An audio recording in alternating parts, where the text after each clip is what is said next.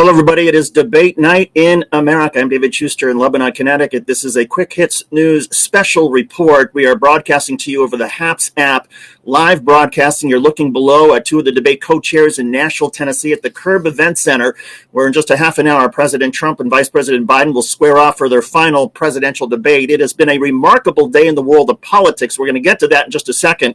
But just so you can hear what the Presidential Commission co-chairs are saying, and it's largely thank you. I'm going to turn up the volume. And as I do this, I just want to remind everybody that you can send us your questions over HAPS or Twitter or Facebook. We're doing it all live and responding. Here's a sample of what the debate co-chairs are saying right now.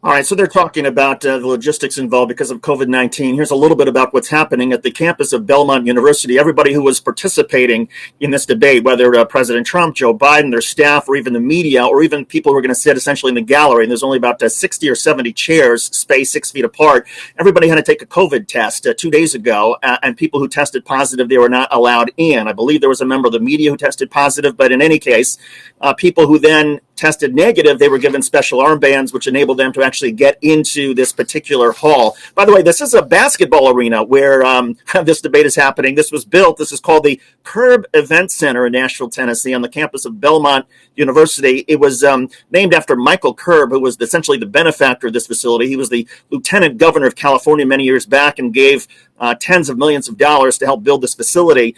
It's got a capacity of 5,000. It is home to the men's and women's basketball teams for Belmont University. It's also been a host to a country music television awards event, and it had a presidential debate back in 2008. But obviously, a big night tonight in the final presidential debate of the 2020 campaign. A little bit of political news, and again, you're looking live at the stage. In just a moment, we expect to see Kristen Welker from NBC News step up. She may give some instructions to the audience about how the evening's going to run. But right now, you're looking simply at some of the debate co-chairs, thanking everybody for being there, talking about the logistics, talking about where the press is set up. A little bit of political news as we get started. And again, if you want to be part of the conversation, you're welcome to write on Twitter, Periscope, Facebook, through the HAPS app. Questions will start scrolling over the screen, and we'll do our best to try and answer them. A little bit of political news. The latest Real Clear Politics polling average, national polling average, has Joe Biden at plus 7.9%. This is down a couple of points from where it was a week ago.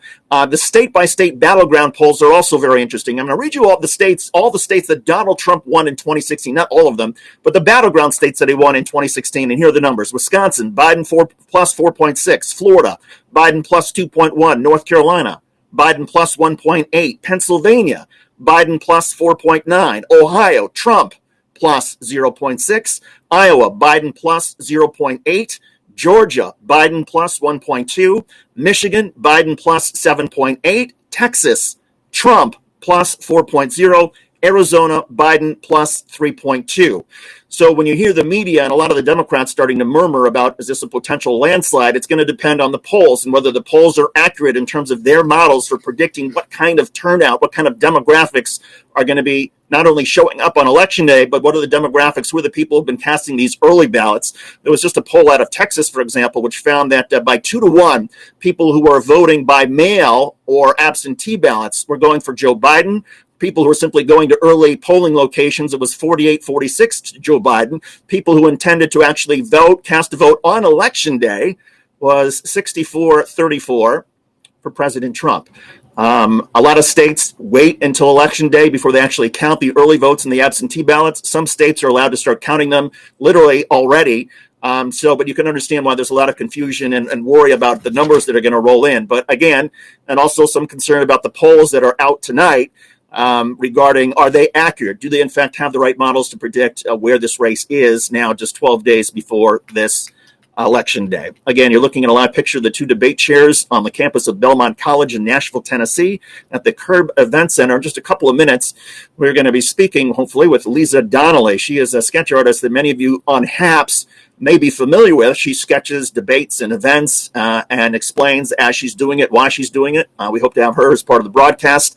And then we're going to do something special for HAPS. It hasn't been done in a little while. We're actually going to bring you the debate from that feed that you're seeing from C-SPAN. I will mute myself and get out of the box starting at 9 o'clock so you can see the debate uninterrupted. However, we will have the comment section running along, and I'll do my best to try to keep up with the comments and the live chats as they come in. A couple of things. In fact, we're already starting to get a few comments so far, and I want to respond to some of them so far. Pablo, give an award. Thank you. Carl Shea, no question right now. You just need to send, I don't know what that is.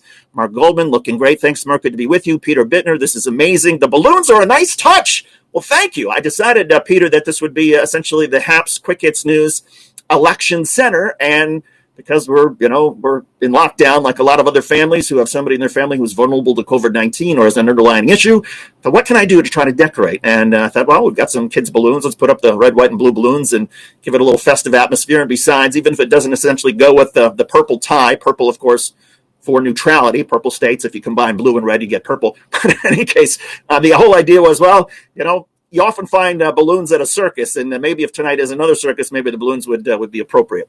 A couple other things. Teresa Krug also loved the balloons. Teresa in Jonesboro, Arkansas, who's with Quick Hits News. Teresa, thank you very much. It would be easier to watch if the signage. Oh, I see. Somebody's complaining about where the little sort of banners come across on the screen, and you know what? That's something that we're working on, and we appreciate the feedback. Now, let's get to a couple of things that are happening in the world of politics. I'm going to well, you know what? Let's listen a little bit more to the presidential debate commissioners. Then I want to run a little bit a couple of sound bites that help sort of explain where the campaigns feel the race is right now and some of the issues that are concerning them, both for the Trump campaign and the Biden campaign. But here's the debate commission. Let's listen to them again.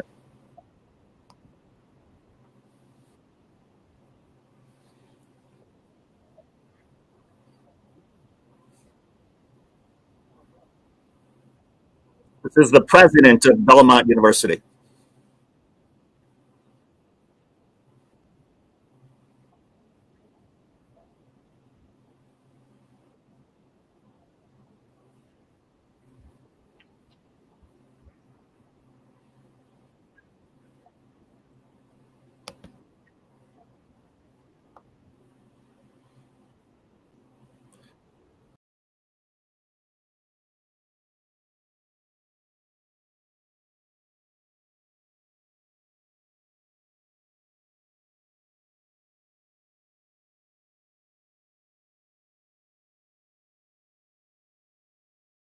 Cleveland Clinic, and our 70,000 caregivers have been serving the health needs in Cleveland since 1921, nearly 100 years. Yet, our organization and our caregivers have never shone brighter than during this pandemic. The pandemic has brought out the best of our organization and our caregivers of our city and our state. Through partnership and collaboration, we see how much we can accomplish when we work together. And we are particularly proud of our partnership with Case Western Reserve University. With that, I would like to introduce my colleague and friend, President of Case Western Reserve University, Barbara Snyder. Thank you, Tom. Case Western Reserve is honored to co-host this presidential debate with our partners at Cleveland Clinic, and delighted to show you this spectacular space we created together. Research has long shown that team-based healthcare leads to better outcomes for patients. Yet nearly every academic institution continues to prepare students in separate buildings, literally in silos. Yet after spending years learning only with students from the same profession, doctors with doctors, nurses with nurses, and so on, they are suddenly expected to know how to work in teams once they get their diplomas. We knew there had to be a better way, and together we built it. When not filled with a stage and seats, this atrium gives hundreds of students a huge open space to study, talk, and simply be together. The entire building provides multiple spaces for them to come together, supported by an academic model that emphasizes opportunities to learn with and from one another. Add state-of-the-art technology, and we know our graduates will be uniquely prepared to excel in team-based care and ultimately to lead it. Along the way, Cleveland Clinic and Case Western Reserve also learned from one another. Among the most valuable lessons was that through collaboration, we achieve far more than either of us could achieve alone. Thank you, Tom, for being such a wonderful colleague and friend. Thank you to the Commission for giving both of our organizations the opportunity to be part of this historic event. It is a true privilege to contribute to our nation's democratic process. And thank you all for watching.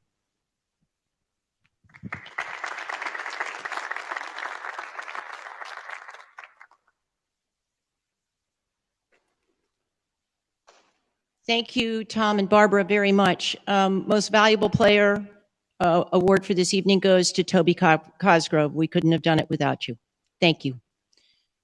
One housekeeping bit for the audience. As soon as this debate is over, if you will please remain seated, you will be shown. And please stay where you are until that happens. I would like to now introduce Chris Wallace, the moderator of this evening's debate.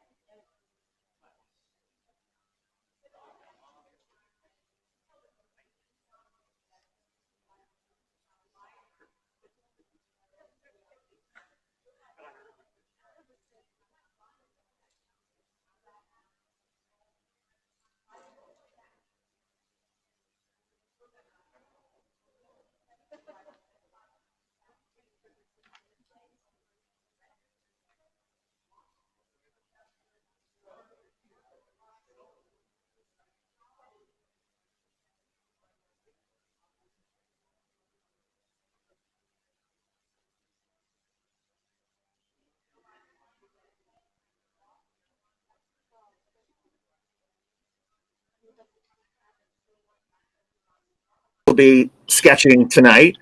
Lisa Donnelly, I'm going to bring you up and see if we can put you on here. Hold on one sec. Lisa, can you hear me? I can hear you. Can you hear me? I can hear you. This is great. So, Lisa, first of all, congratulations on all of your amazing work. As we get ready for this presidential debate, tell me a little bit about how. I'm sorry, it's Liza. Tell me a little bit, Liza, about how you are going to be approaching tonight, what you're going to be looking for. You know what? I don't really look for anything.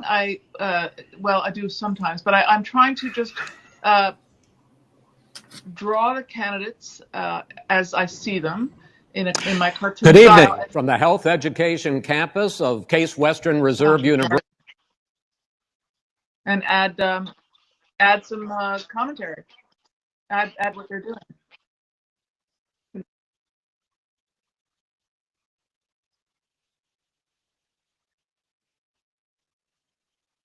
Oh, just moments. I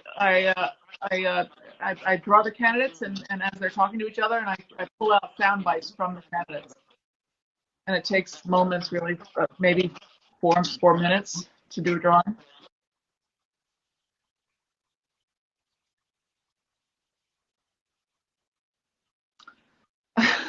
Well, I've been drawing all the debates way back when we were like 25 candidates. So I've been drawing all the debates. It's hard to pick one, but the fly on Pence's head was really outstanding.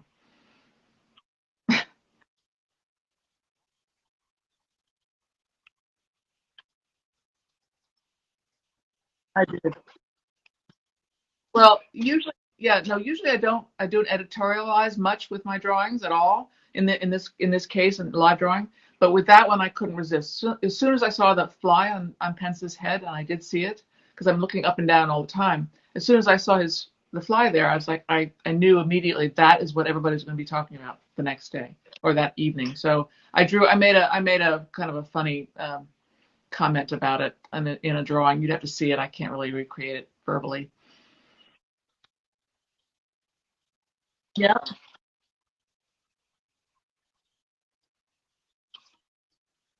Yeah.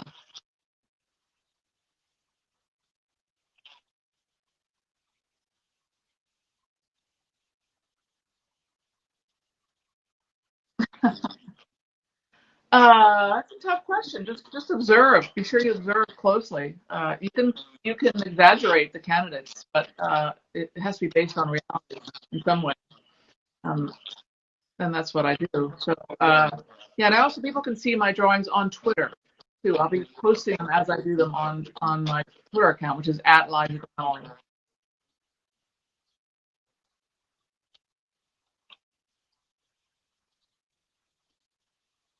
Yeah. Well, thanks for doing this, David. So let's get back to what's happening in the debate hall, and let's take a look and make sure that we actually have the right feed. I believe this is, yep. And I'm gonna turn up the volume so we can hear what the. Yep, I just uninvited you. Sorry. Oh, that's another miss punch. All right, who caught that miss punch? You get a Quick Hits News mug. I am going to turn up the volume now so we can hear what is happening in the debate hall with the live feed that, by the way, we're getting from C-SPAN here, so you can all hear what's.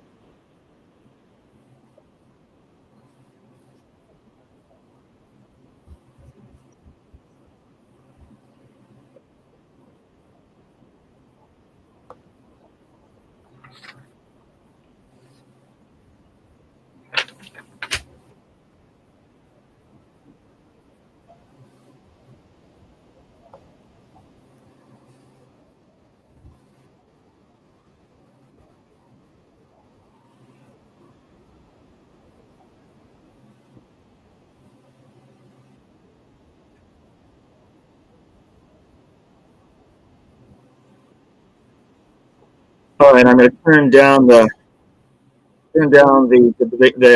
Debate Commission, again, the remarks just before, and just to get back to one other thing that I think we're going to hear tonight. We talk a lot about President Trump and his sort of closing argument. We're going to hear a lot from President Trump about the economy. If you look at an interview that he gave just the other day to Sinclair, which is a friendly media channel, I want to play this just because it does get to something a lot of Republicans have been asking. A lot of people want Donald Trump to be very clear about where he's going to take the country the next 4 years. If you're a Republican, it's not just enough to say you're anti-Biden, although that's fine for some Republicans. But a lot of Republicans in Congress have been saying you got to do more, offer a specific plan of where you want to take the country. So here's the closing message that President Trump delivered the other day, and I think it's going to mirror some of the language that longest standing supporter.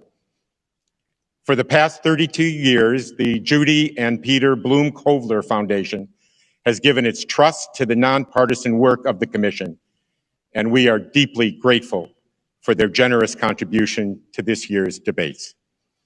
Now, it is my distinct honor to introduce Dr. Bob Fisher, President of Belmont University. Thank you.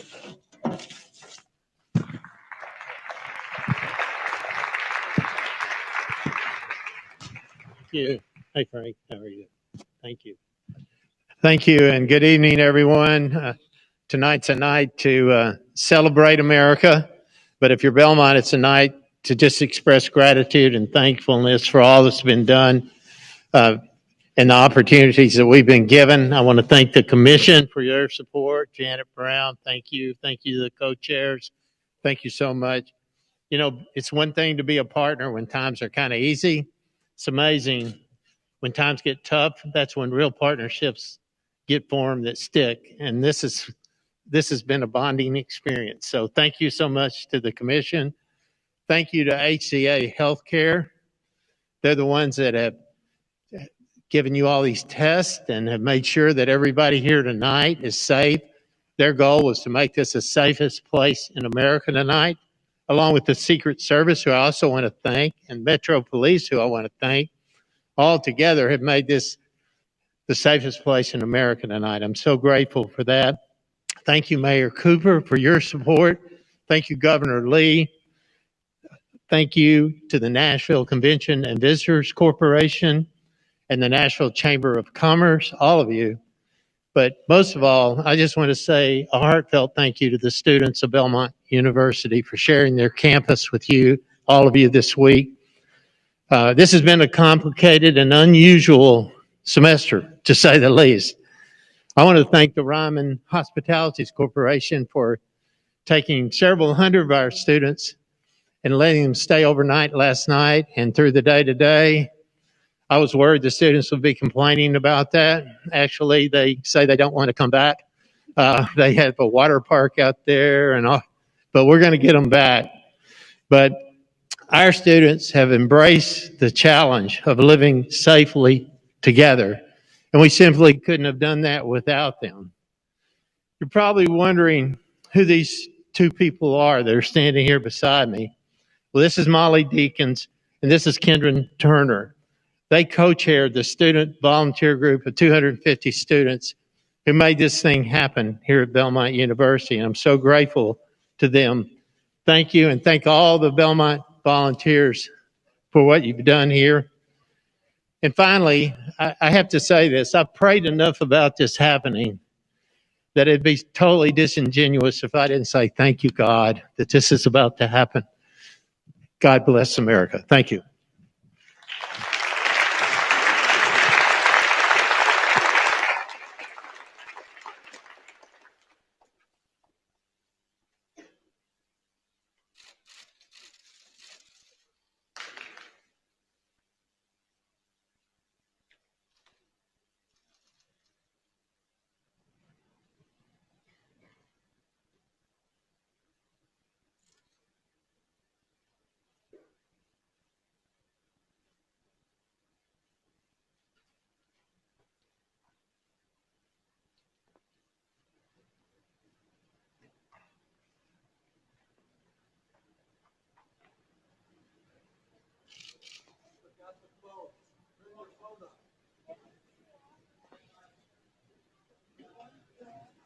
It looks like we're about 4 minutes away. We expect a Kristen Welker to join in just a moment. Kristen Welker is the debate host.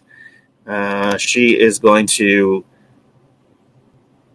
we're going to put the debate picture back up in our little stack. Kristen Welker is the White House correspondent, one of the White House correspondents for NBC News. I actually worked with her many years ago. She is quite a talent, certainly a rising star. 44 years old. She's come under some criticism from Republicans over the last couple of days because her parents are registered Democrats and have given money to Democratic candidates. And some of the Republicans believe, including President Trump, that therefore she cannot be fair and she cannot be trusted, and therefore the media is biased. You can Nancy Pelosi and the rest of the Democrats and Republicans about what to do about the acts they were passing for billions of dollars to make sure people had the capacity. So you haven't ruled out more shutdowns?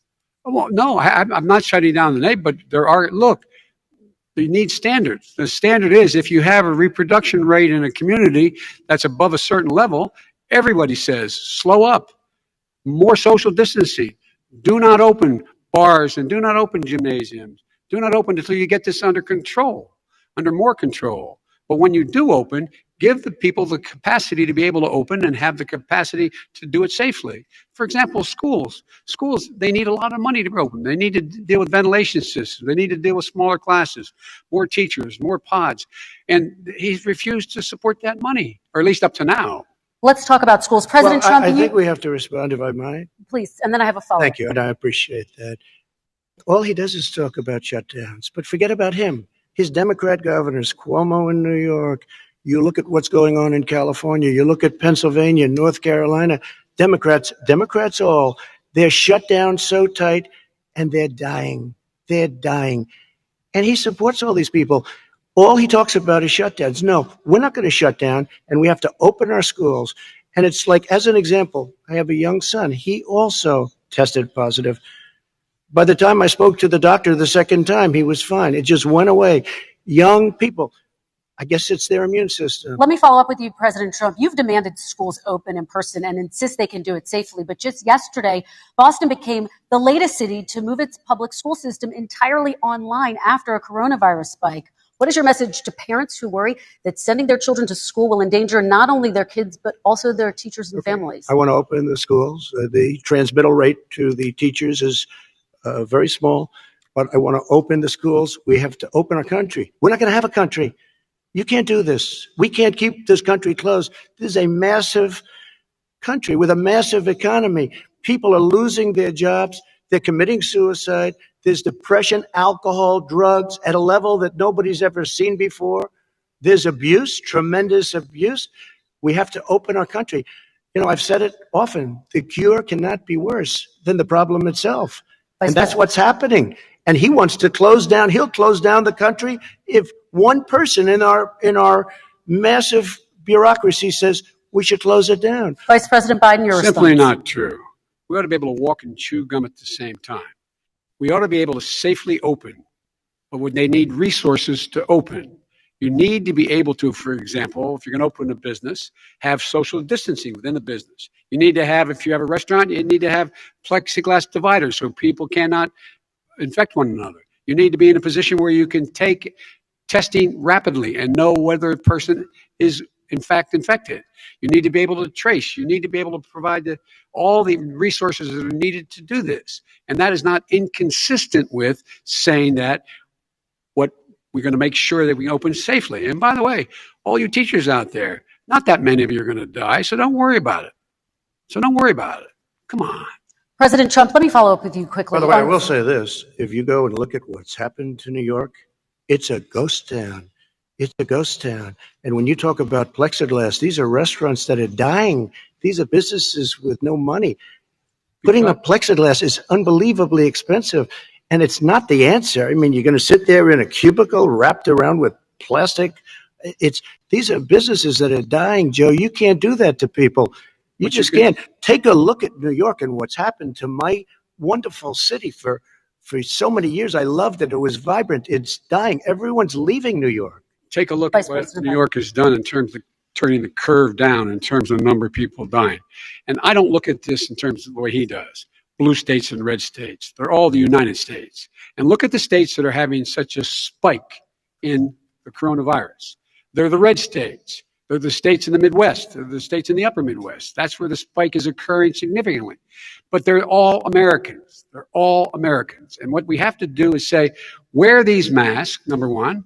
Make sure we get the help that the businesses need that has money's already been passed to do that. It's been out there since the beginning of the summer, and nothing's happened.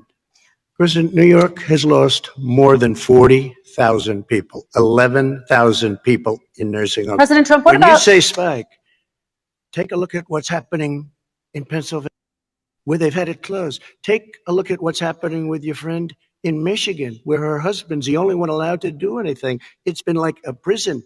Now, it's just ruled unconstitutional. Take a look at North Carolina. They're having spikes, and they've been closed, and they're getting killed financially. We can't let that happen, Joe. You can't let that happen. We have to open up.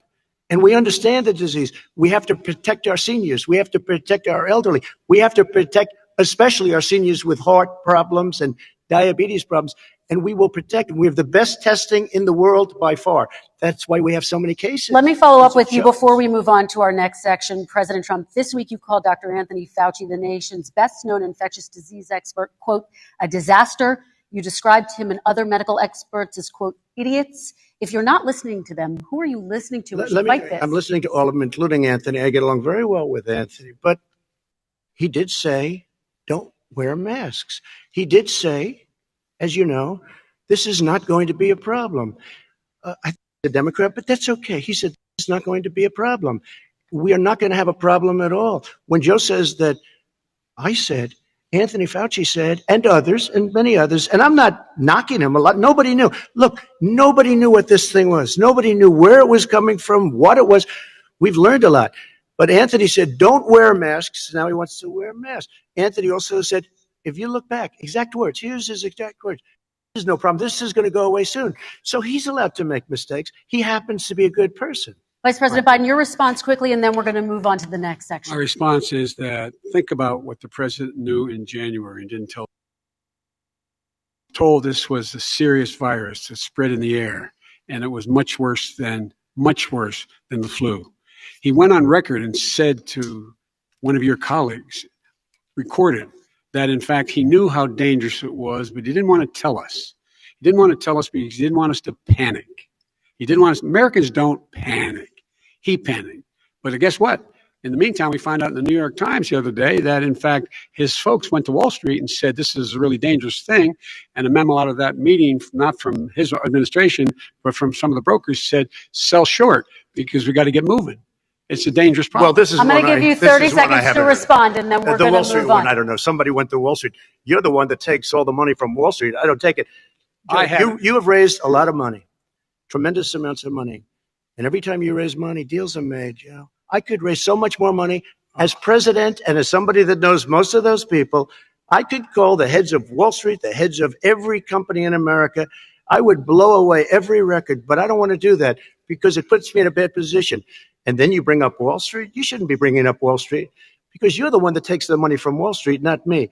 I could blow away your records that like you wouldn't believe. We don't need money. We have plenty of money. In fact, we beat Hillary Clinton with a tiny fraction of the money that she was able to. All right, gentlemen, we're going to move on. Don't tell me about Wall Street. Average contribution, $43. All right, we're going to move on to our next section, which is national security. And I do want to start with the security of our elections and some breaking news from overnight. Just last night, top intelligence officials confirmed again that both Russia and Iran are working to influence this election. Both countries have obtained U.S. voter registration information, and Iran sent intimidating messages to Florida voters. This question goes to you, Mr. Vice President. What would you do to put an end to this threat? You have 2 minutes uninterrupted. I made it clear, and I ask everyone else to take the pledge. I made it clear that any country, no matter who it is, that interferes in American elections will pay a price. They will pay a price. And it's been overwhelmingly clear this election, I won't even get into the last one, this election, that Russia has been involved, China's been involved to some degree, and now we learn that Iran is involved. They will pay a price if I'm elected. They're interfering with American sovereignty. That's what's going on right now. They're interfering with American sovereignty. And to the best of my knowledge, I don't think the president said anything to Putin about it. I don't think he's talking to him a lot. I don't think he said a word. I don't know why he hadn't said a word to Putin. And I don't know what he has recently said, if anything, to the Iranians. My guess is he'd probably be more outspoken with regard to the Iranians. But the point is this, folks. We are in a situation where we have foreign countries trying to interfere in the outcome of our election. His own national security advisor told him that what is happening with his buddy, well, I shouldn't, oh, I will. His buddy, Rudy Giuliani, he's being used as a Russian pawn. He's being fed information that is Russian, that is not true. And then what happens? Nothing happens. And then you find out that everything that's going on here about Russia is wanting to make sure that I do not get elected the next president of the United States because they know I know them and they know me. I don't understand why this president is unwilling to take on Putin when he's actually paying bounties to kill American soldiers in Afghanistan, when he's engaged in activities that are trying to destabilize all of NATO. I don't know why he doesn't do it, but it's worth asking the question. Why isn't that being done? Any country that interferes with us will, in fact, pay a price protecting our sovereignty. President Trump, same question to you. Let me ask the question. You're going to have 2 minutes to respond. For 2 elections in a row now, there has been substantial interference. Put an end to this. 2 minutes uninterrupted. Well, let me respond to the first part as Joe answered. Joe got $3.5 million from Russia, and it came through Putin because he was very friendly with the former mayor of Moscow, and it was the mayor of Moscow's wife. And you got $3.5 million. Your family got $3.5 million. And, you know, someday you're going to have to explain, why did you get 3.5? I never got any money from Russia. I don't get money from Russia. Now, about your thing last night, I knew all about that. And through John Ratcliffe, who is fantastic, DNI, he said the one thing that's common to both of them, they both want you to lose, because there has been nobody tougher to Russia. Between the sanctions, nobody tougher than me on Russia. Between the sanctions, between all of what I've done with NATO, you know, I've got the NATO countries to put up an extra $130 billion, going to $420 billion a year. That's to guard against Russia. I sold, while he was selling pillows and sheets, I sold tank busters to Ukraine. There is no tougher on Russia than Donald Trump. And I'll tell you, they were so bad. They took over the submarine port. You remember that very well. During your term, during you and Barack Obama, they took over a big part of what should have been Ukraine. You handed it to them. But you were getting a lot of money from Russia. They were paying you a lot of money, and they probably still are. But now, with what came out today, it's even worse. All of the emails, the horrible emails of the kind of money that you were raking in, you and your family. And Joe, you were vice president when some of this was happening, and it should have never happened. And I think you owe an explanation to the American people. Why is it? Somebody just had a news conference a little while ago who was essentially supposed to work with you and your family. But what he said was damning. And regardless of me, I think you have to clean it up and talk to the American people. Maybe you can do it right now. Vice President Biden, you may respond. Okay, straight here. And then I do want to follow up on the election security. I have not taken a penny from any foreign source ever in my life. We learned that this president paid 50 times the tax in China, has a secret bank account with China, does business in China, and in fact is talking about me taking money.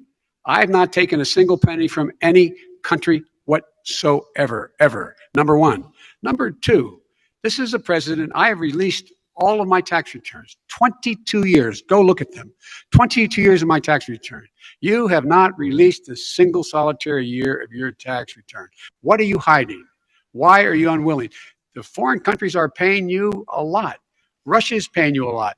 China is paying you a lot. And your hotels and all your businesses all around the country, all around the world. And China's building a new road to a new a golf course you have overseas. So what's going on here? Release your tax return or stop talking about corruption. President Trump, your response. First of all, I called my accountants, underwrote it. I'm going to release them as soon as we can. I want to do it. And it'll show how successful, how great this company is. But much more importantly than that, people were saying $750. I asked them a week ago, I said, what did I pay? They said, sir, you prepaid tens of millions of dollars. I prepaid my tax. Tens over the last number of years. tens of millions of dollars I prepaid because at some point they think it's an estimate. They think I may have to pay tax. So I already prepaid it. Nobody told me that. Did your accountant Nobody tell you told when you you that. could release Excuse them? me. And it wasn't written whenever they write this. They keep talking about $750, which I think is a filing fee. But let me just tell you, I prepaid millions and millions of dollars in taxes. Number one. Number two, I don't make money from China. You do. I don't make money from Ukraine. You do. I don't make money from Russia.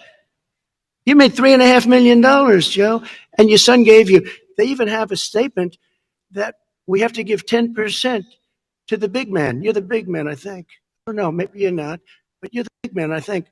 Your son said we have to give 10% to the big man. Joe, what's that all about? It's terrible. All right, gentlemen, I want to ask you both some questions I have about to all of respond this, to but that. I'm going to let you both respond very quickly. You just said to your accountant Yes. about potentially releasing your taxes. Did he tell you when you can release them? Do you As have soon a as the audit is deadline for finished, when you're going to release I the get American treated people? worse than the Tea Party got treated. Because you I have a don't lot have of a time. people in there, deep down in the IRS, they treat me horribly. We made a deal, it was all settled until I decided to run for president. I get treated very badly by the IRS, very unfairly. But we had a deal all done. As soon as we're completed with the deal, I want to release it. But I have paid millions and millions of dollars, and it's worse than paying. I paid in advance. It's called prepaying your taxes. Okay. I paid in advance. I want to ask you Yep. both about questions regarding your potential foreign entanglements and questions that have been raised to give you both a chance Some to point talk I'll about respond this to more this. broadly. Respond very quickly, and then I'll get to my question. Why did he's been saying this for 4 years? Show us. Just show us. Stop playing around. You've been saying for 4 years Everybody you're going to knows release it. your taxes. Nobody knows it, Mr. President. What they do know is you're not paying your taxes, or you're paying taxes that are so low. When last time he said what he paid, he said, I only pay that little because I'm smart. I know how to game the system. Come on. Come on, folks. Very So quickly, President Trump, and then I want to get to two questions to both of you Sure. on this. I was put through a phony witch hunt for 3 years. Started before I even got elected. They spied on my campaign. No president should ever have to go through what I went through. Let me just. Mueller and 18 angry Democrats and FBI agents all over the place spent $48 million. They went through everything I had, including my tax returns, and they found absolutely no collusion and nothing wrong. 48 million. I guarantee you, if I spent 1 million on you, Joe, I could find plenty wrong. Because All the right. kind of things that you've done and the kind of monies that your family has taken, I mean, your brother made money in Iraq, Let me- millions of dollars. Your other brother made a fortune, and it's all through you, Joe. And they say you get some of it, and you do live very well. You have houses all over the place. You live very well. All right, gentlemen, let me just ask Oh, some man. questions about all of this broadly. Vice President Biden, there have been questions about the work your son has done in China and for a Ukrainian energy company when you were vice president. In retrospect, was anything about those relationships inappropriate or unethical? Nothing was unethical. Here's what the deal. With regard to Ukraine, we had this whole question about whether or not, because he was on the board, I later learned of a Burisma, a company, that somehow I had done something wrong. Yet every single solitary person, when he was going through his impeachment, testifying under oath who worked for him, said, I did my job impeccably, carried out U.S. policy. Not one single solitary thing was out of line. Not a single thing. Number one. Number two, the guy who got in trouble in Ukraine was this guy trying to bribe the Ukrainian government to say something negative about me, which they would not do and did not do because it never, ever, ever happened. My son has not made money in terms of this thing about, what are you talking about? China. I have not had, the only guy made money from China is this guy. He's the only one. Nobody else has made money from China. Never President did Trump, deal with let me China. let me By the ask way, my question to you. But and could I just you'll- one thing? very His quickly? son didn't have a job for a long time, was sadly no longer in the military service. I won't get into that. And he didn't have a job. As soon as he became vice president, Burisma, not the best reputation in the world. I hear they paid him $183,000 a month. Listen to this. $183, and they gave him a $3 million upfront payment. All right. And he had no energy. I'm going to let the Vice President That's respond to that quickly, 100% and then I need to get to a dishonest. question to you. Very No quickly, basis for President. that. Everybody investigated that. No one said anything he did was wrong in Ukraine. Okay, President Trump, this is for you. Since you took office, you've never divested from your business. You've personally promoted your properties abroad.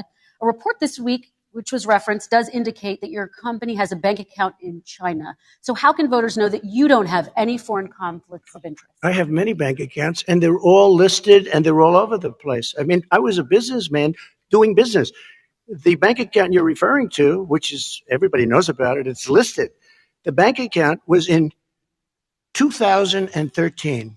That's what it was. It was opened it was closed in 2015, I believe. And then I decided, because I was thinking about doing a deal in China like millions of other people.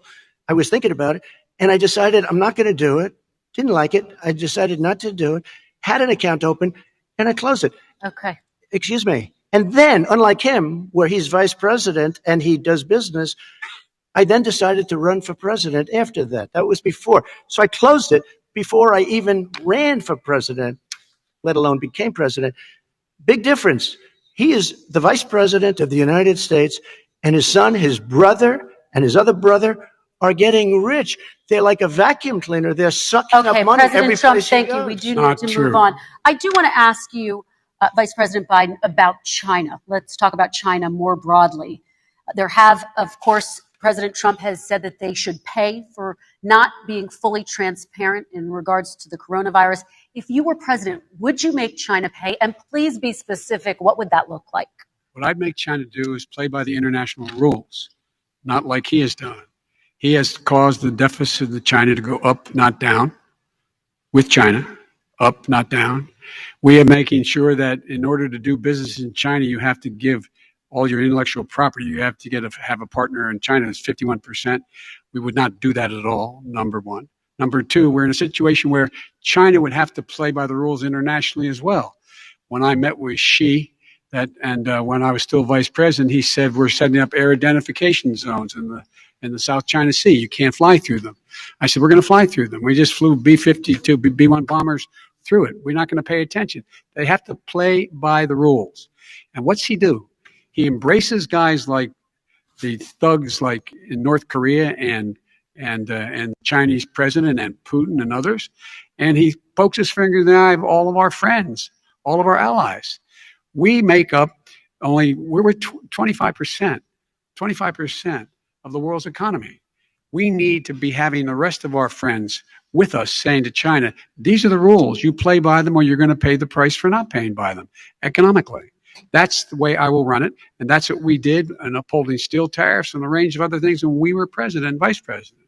All right, let's talk about North Korea. Excuse me, no, I have to Yes. respond to that. Okay, very quickly, and then My we're son going to move walked on out to with North $1.5 billion Korea. from China to Not manage after true. spending 10 minutes in office and being in Air Force Two, number one. Number two, there's a very strong email talking about your family wanting to make $10 million a year for introductions. President Trump, on China policy, true. though, what No, but wait a specifically are minute. you going to do? What specifically are you going to do to make China? You said you're going First to of make all, them pay. China is paying. They're paying billions and billions of dollars. I just gave New $28 billion. sanctions? New sanctions? I just gave $28 billion to our farmers. Taxpayers' Because China, money. It's what? Taxpayers' money. Didn't No, come no, from yeah, China. you know the taxpayer is, it's called China. China Not paid true. $28 billion, and you know what they did to pay it, Joe? They devalued their currency, and they also paid up. And you know who got the money? Our farmers, our great farmers, because they were targeted. You never charged them anything. Also, I charged them 25% on dumped steel because they were killing our steel industry. We were not going to have a steel industry. Okay. And now we have a steel Okay, industry. Vice President Biden, your response, please. Our response is, look, this isn't about, there's a reason why he's bringing up all this malarkey. There's a reason for it. He doesn't want to talk about the substantive issues. It's not about his family and my family. It's about your family. And your family's hurting badly. If you're making if you're a middle-class family, you're getting hurt badly right now. You're sitting at the kitchen table this morning deciding, well, we can't get new tires for their ball because we have to wait another month or so. Or are we going to be able to pay the mortgage? Or who's going to tell her she can't go back to community college? They're the decisions you're making. And the middle-class families like I grew up in Scranton and Claymont, they're in trouble. We should be talking about your families, but that's the last thing he wants to talk about. I want That is to a talk typical about statement. North Korea. Excuse me, just I do for want 1 to turn second, to please. 10 seconds, Mr. President. That's 10 a seconds. typical political statement. Let's get off this China thing. And then he looks, the family, around the table, everything. Just All a typical politician when I see that. Let's talk I'm about not North a typical Korea now. politician. Okay, That's why I President got elected. Let's talk Let's about- get off the subject of China. Let's talk around, sitting around the table. All right. Come on, Joe, you can. We're going to talk about North Korea now. President Trump, you've met with North Korean leader Kim times. You've talked about your beautiful letters with him. You've touted the fact that there hasn't been a war or a long-range missile test. And yet North Korea recently rolled out its biggest ever intercontinental ballistic missile and continues to develop its nuclear arsenal. Do you see that as a betrayal of the relationship you No. forged? Just 30 seconds here because we need to get on to the next. So when I met with Barack Obama, we sat in the White House right at the beginning, had a great conversation. It was supposed to be 15 minutes, and it was well over an hour. He said the biggest problem we have with North Korea. He indicated we will be in a war with North Korea. Guess what? It would be a nuclear war, and he does have plenty of nuclear capability. In the meantime, I have a very good relationship with him. Different kind of a guy, but he probably thinks the same thing about me. We have a different kind of a relationship. We have a very good relationship, and there's no war. And about 2 months ago, he broke into a certain area. They said, oh, there's going to be trouble. I said, no, they're not, because he's not going to do that. And I was right. Look, instead of being in a war where millions of people, Seoul, is 25 miles away, millions and millions, 32 million people in Seoul, millions of people would be dead right now. President We Trump, don't have that's a war, 30 and I have a seconds. good Thank relationship. you. Vice President Biden, to you. North Korea conducted 4 nuclear tests under the Obama administration. Why do you think you would be able to rein in this? Because I'd make it clear, which we were making clear to China, they had to be part of the deal. Because I made it clear, and as a spokesperson of the administration when I went to China, that they said, why are you moving your missile defense up so close? Why are you moving more forces here? Why are you continue to do military maneuvers with South Korea? I said, because North Korea is a problem, and we're going to continue to do it so we can control them. We're going to make sure we can control them and make sure they cannot hurt us. And so if you want to do something about it, step up and help. If not, it's going to continue. What has he done? He's legitimized North Korea. He's talked about his good buddy who's a thug, and he talks about how we're better off. And they have much more capable missiles, able to reach U.S. territory much more easily than ever did before. Let me follow up with you, Vice President Biden. You've said you wouldn't meet with Kim Jong-un without preconditions. Are there any conditions under which you would meet with him? On the condition that he would agree that he would be drawing down his nuclear capacity to get the Korean Peninsula should be nuclear-free zone. All right, let's move on to American families. Kristen, they tried Very to quickly, meet with 10 him. seconds, They President. tried to meet with him. He wouldn't do it. He didn't like Obama. He didn't like him. He wouldn't do it. Okay, I know got to for give him a fact they chance to tried. respond to that He before we wouldn't move do on. it. And that's okay. You know what? North Korea, we're not in a war. We have a good relationship. People don't understand. Having a good President relationship Trump, with we have leaders to of move other on because countries we have is a lot a of good countries. thing. We have a lot of questions to get to. That's Your like response. saying we had a good relationship with Hitler before he, in fact, invaded Europe, the rest of Europe. Come on. The reason he would not meet with President Obama is because President Obama said, we're going to talk about denuclearization. We're not going to legitimize you, and we're going to continue to put stronger and stronger sanctions on you. That's why he wouldn't meet with us. All right, And let's it didn't move happen. on. Let's Excuse move on me. and talk about He left American me a families. mess, Kristen. President Trump, okay, we do They need to left move on. me a mess.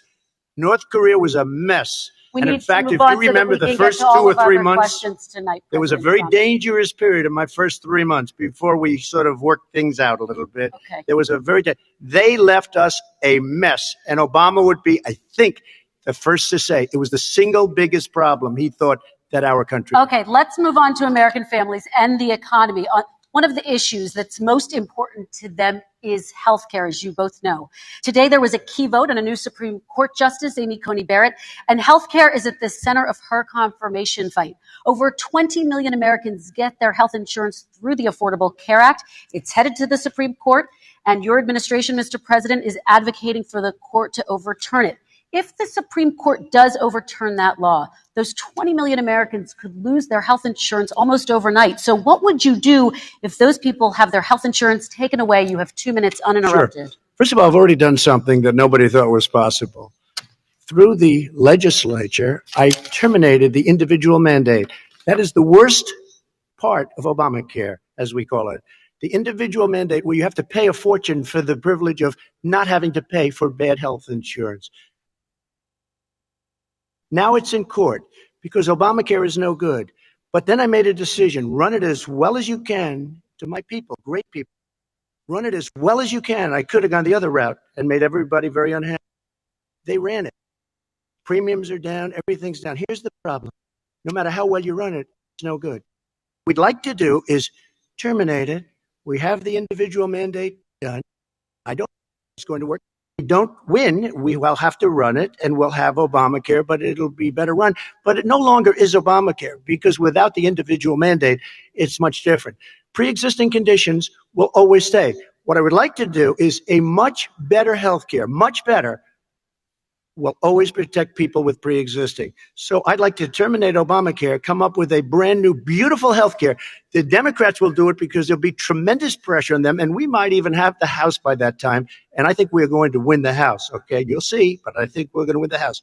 But come up with a better healthcare, always protecting people with pre-existing conditions. And one thing very important, we have 180 million people out there that have great private healthcare. Far more than we're talking about with Obamacare. Joe Biden is going to terminate all of those policies. These are people that love their health care, people that have been successful, middle-income people, been successful. They have 180 million plans, 180 million people, families, under what he wants to do, which will basically be socialized medicine. He won't even have a choice.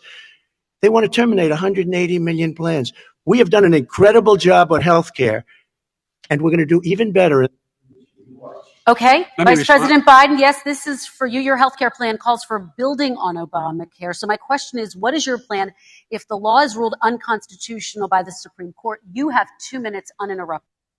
What I'm going to do is pass Obamacare with a public option.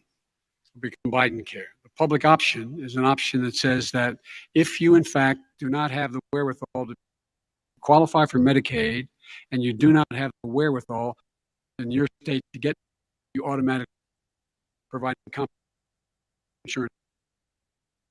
Secondly, we're going to make sure we reduce the premiums and reduce drug prices by making sure that there's competition that doesn't exist now by allowing the Medicare to negotiate drug prices with the insurance companies.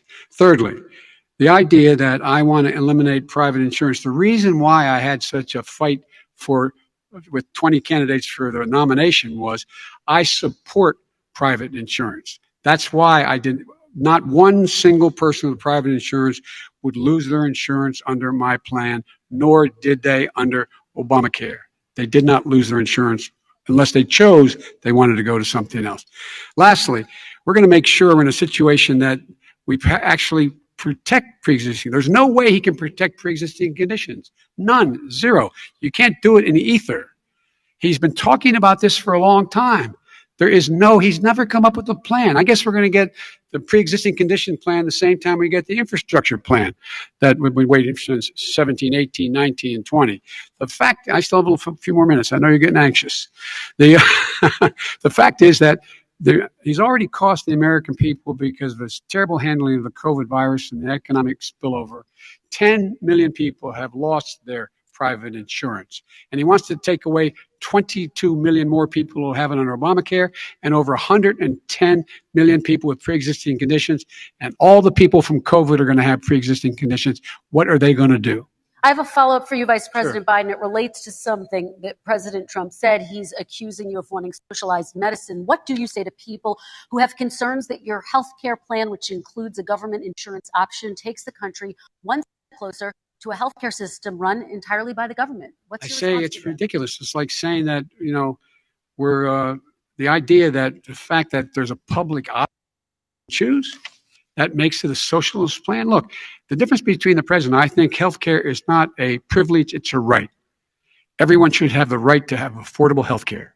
And I am very proud of my plan. It's gotten endorsed by all the major labor unions, as well as a whole range of other people who, in fact, are concerned in the medical field.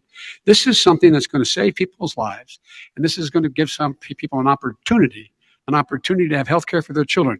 How many of you home are worried and rolling around in bed tonight wondering what in God's name you're going to do if you get sick?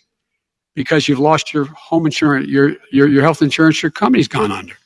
We have to provide health insurance for people at an affordable rate, and that's what I do. President Trump, Excuse me, he was your there response. for 47 years. He didn't do it. He was now there as vice president for 8 years, and it's not like it was 25 years ago. It was 3 3/4. It was just a little while ago, right? He didn't do anything. He didn't do it. He wants socialized medicine, and it's not that he wants it. His vice president, I mean, she is more liberal than Bernie Sanders and wants it even more. Bernie Sanders wants it. The Democrats want it. You're going to have socialized medicine, just like he went with fracking. We're not going to have fracking. We're going to stop fracking. We're going to stop fracking. Then he goes to Pennsylvania after he gets a nomination where he got very lucky to get it. And he goes to Pennsylvania and he says, oh, we're going to have fracking. And you never ask that question. And by the way, so far, I respect very much the way you're handling this. By the way, but somebody should ask the question. You can ask he goes for a year. There will be We no have a fracking. There will be no petroleum. we have a number of topics. No, we're no, gonna but get that's a to. big- We- that's a and big we- and question. We're going to get to. We're going to get to. It's the same thing with socialized I have to medicine. respond. Vice President, your response, please. My response is people deserve to have period. And the Biden care proposal will, in fact, provide for that affordable health care, lower premiums. What we're going to do is going to cost some money. It's going to cost over $750 billion over 10 years to do it. And they're going to have lower premiums. You can buy into the better plans, the cheaper plans, lower your premiums, deal with unexpected billing, and have your drug prices drop significantly. He keeps talking about it. He hasn't done a thing for anybody on health care. Not a thing. Kristen, when Very he quickly, says, then I want to talk when about he what's says happening on public Capitol option, Hill. he's talking about socialized medicine, and when and healthcare. When he talks about a public option, he's talking about destroying your Medicare, totally Wrong. destroying your Social Security, and this whole country will come down. You know, Bernie Sanders tried it in his state. He tried it in his state. His governor was a very liberal governor. They wanted to make it work. Okay, It let's let Vice President impossible Biden to work. respond. It doesn't Vice work. President He's Biden, a very your response. confused guy. He thinks he's running against Joe Biden. I beat all those other people because I disagreed with them. Joe Biden he's running against. And the idea that we're in a situation that they're going to destroy Medicare, this is the guy that the actuary at Medicare said, if in fact, at Social Security, if in fact he continues to withhold his plan to withhold the tax on Social Security, Social Security will be bankrupt by 2023 with no way to make up for it. This is the guy who's tried to cut Medicare. So no, I mean, the idea that Donald Trump is lecturing me on Social Security and Medicare, come on. He tried to get 10 rid of. seconds, He Mr. tried to President, hurt and then I Social have to go to Security another years question. ago. Years ago, go back and look at the records. He tried to hurt Social Security years ago. All One right, thing, let's move but on. this I'm is going to the move guy on. that when they Mr. announced President, I have last to move week, on to the next question. They said or the else stock we're not market going to have will time boom to talk about it. if I'm elected. If he's elected, the stock market will crash. Okay, let's Biggest move on to the analysts are next saying that. question No matter- very quickly. Look, the idea that the stock market is only measure of what's happening. Where I come from in Scranton and Claymont, the people don't live off of the stock market. Just in the last three years during this crisis, the billionaires in this country made, according to the Wall Street, $700 billion more dollars. $700 billion more dollars. Because that's his only measure. What happens to the ordinary people out there? What happens to them? Let's talk about what's happening on Capitol Hill. We're going to Kristen, move on, gentlemen. 401ks are through the roof. We're gonna People's move on. stock are through the roof. All right. And he doesn't come from Scranton. That's like he lived there for a short period We're gonna- of time before okay, he even knew we're it. gonna move on to and he the next left. question. And the people of Pennsylvania Let me will move show on you to my that. next question, They gentlemen. understand. As of tonight, more than 12 million people are out of work. And as of tonight, 8 million more Americans have fallen into poverty, and more families are going hungry every day. Those hit hardest are women and people of color. They see Washington fighting over a relief bill. Mr. President, why haven't you been able to get them the help they need? 30 seconds here. Because Nancy Pelosi doesn't want to approve it. I do. But you're the president. I do, but I still have to get. Unfortunately, that's one of the reasons I think we're going to take over the House because of her. Nancy Pelosi doesn't want to approve anything because she'd love to have some victories on a date called November 3rd. Nancy Pelosi does not want to approve it. We are ready, willing, and able to do something. Don't forget, we've already approved 3 plans. and it's gone through, including the Democrats, in all fairness. This one she doesn't want. It's near the election because she thinks it helps her politically. I think it hurts her politically. All right, Mr. Vice President, You know, the Republican leader in the United States Senate said he can't pass it. He will not be able to pass it. He does not have Republican votes. Why isn't he talking to his Republican friends? let me follow up with you, Vice President we made a Biden, deal, the because Republicans let me will ask pass Vice it. President Biden a question. You are the leader of the Democratic Party. Why have you not pushed the Democrats to get a deal for the American people? Well, I have, and they have pushed it. Look, they passed this act all the way back in the beginning of the summer. This is like it's not new. It's been out there. This HEROES Act has been sitting there. And look at what's happening. When I was in charge of the Recovery Act with $800 billion, I was able to get $145 billion to local communities that have to balance their budgets, and states that have to balance their budgets, so then have to fire firefighters, teachers, first responders, law enforcement officers, so they can keep their cities and counties running. He will not support that. They have not done a thing for them. And Mitch McConnell said, let them go bankrupt. Let them go bankrupt. Come on. What's the matter The with bill these that was guys? passed in the House was a bailout of badly run, high crime, Democrat, all run by Democrats, cities and states. It was a way of getting a lot of money, billions and billions of dollars to these kids. It was also a way of getting a lot of money from our people's pockets to people that come into our country illegally. We were going to take care of everything for them. And what that does, and I'd love to do that, I'd love to help them, but what that does, everybody all over the world will start pouring into our country. We can't do it. This was a way of taking care of them. This was a way of spending on things that had nothing to do with COVID, as per your question. But it was really a big bailout for badly run Democrat cities and states. All right, By the way, I want if to. I get elected, I'm running as a proud Democrat. I'm going to be an American president. I don't see red states and blue states. What I see is American, United States. And folks, every single state out there finds themselves in trouble. They're going to start laying off, whether they're red or blue, cops, firefighters, first responders, because teachers, because they have to balance their budget. And the founders were smart. They allowed the federal government a deficit spend to compensate for the United States of America. I want to talk about the minimum wage, gentlemen. Mr. Vice President, we are talking a lot about struggling small businesses Yes. and business owners these days. Do you think this is the right time to ask them to raise the minimum wage? You, of course, support a $15 federal minimum wage. I do, because I think one of the things we're going to have to do is we're going to have to bail them out too. We should be bailing them out now, those small businesses. You got 1 in 6 of them going under. They're not going to be able to make it back. They passed a package that allows us to be able to call PPP. Money is supposed to go to help them do everything from organize how they can deal with their businesses being open safely. Schools, how they can make classrooms smaller, how they can hire more teachers, how they can put ventilation systems in. They need the help. The businesses as well as the schools need the help. But these guys will not help them. It's not giving them any of the money. We are going to move on to Excuse me, immigration, one thing very but I quickly. want He to said get we your have to help our reaction. small businesses by raising the minimum wage. That's not helping. I think it should be a state option.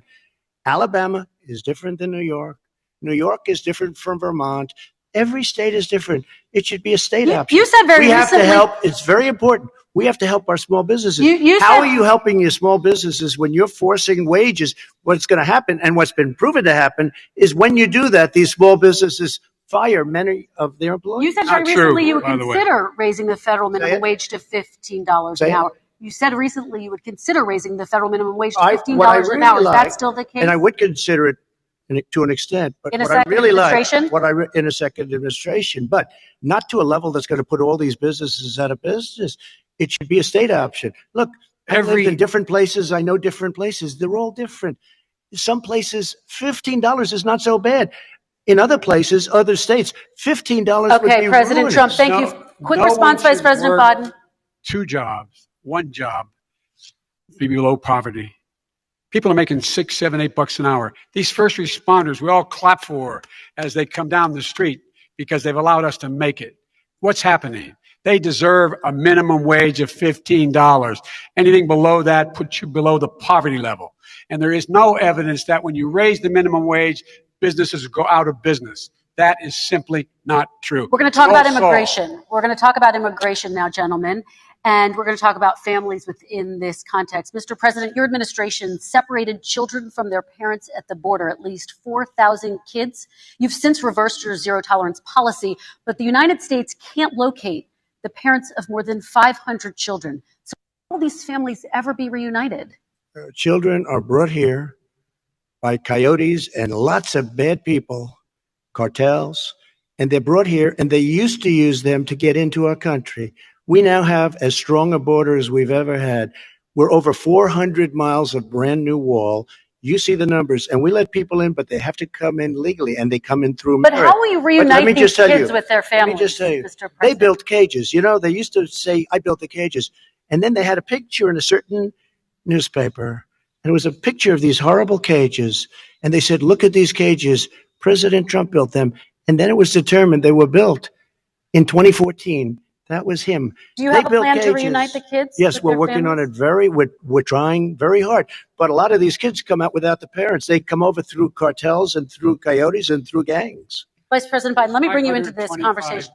Quick response and then another question to you. These came with parents, separated them at the border to make it a disincentive to come to begin with. Real tough. We're really strong. And guess what? They cannot, it's not coyotes didn't bring them over. Their parents were with them. They got separated from their parents. And it makes us a laughing stock and violates every notion of who we are as a nation. Let me ask you a follow-up Kristen, question. they did it. We changed the policy. Your response they to did that? it. We changed. did not They built the separate cages. they- Who built the cages, Joe? Let's talk about what Who we're built the talking about. cages, Let's Joe? talk about what we're talking about. What happened? Parents were ripped, their kids were ripped from their arms and separated. And now they cannot find over 500 of sets of those parents, and those kids are alone. Nowhere to go. Nowhere to go. It's criminal. It's criminal. Let me ask Kristen, you I will about say this. immigration. They went 10 down. seconds We and then brought I need to ask reporters, you. everything. They are so well taken. They're in facilities that were so clean. But some of and them have gotten haven't been such reunited But with just their ask families. one question.